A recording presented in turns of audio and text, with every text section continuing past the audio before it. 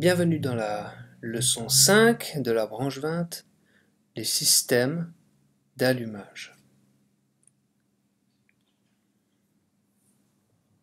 Pour produire l'étincelle qui va permettre d'allumer notre mélange dans le cylindre, on utilise l'énergie de ce qu'on appelle les magnétaux.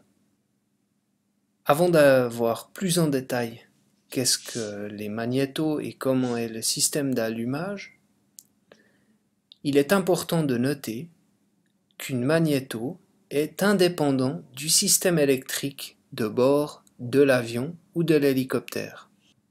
C'est-à-dire que si la batterie et l'alternateur tombent en panne les deux, on perdra tout le réseau électrique de bord, mais notre moteur continuera à fonctionner.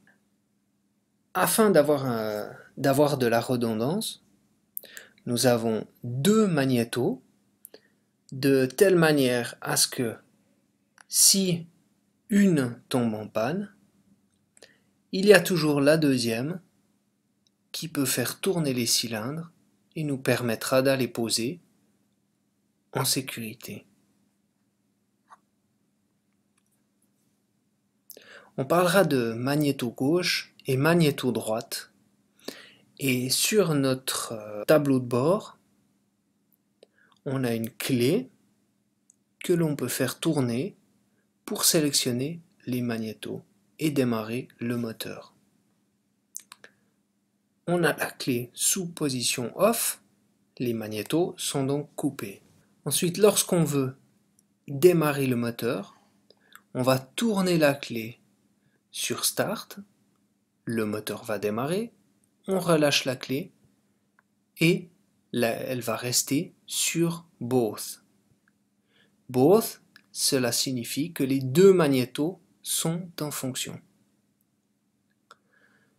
Ensuite, afin de tester, de vérifier que les deux magnétos fonctionnent, on va tourner la clé sur une fois la magnéto gauche, left,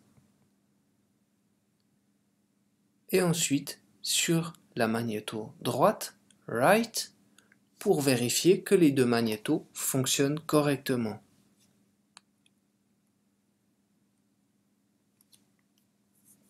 Sur ce schéma, on peut voir que les deux magnétos, ici la magnéto gauche et ici la magnéto droite, fournissent chacune les 4 cylindres.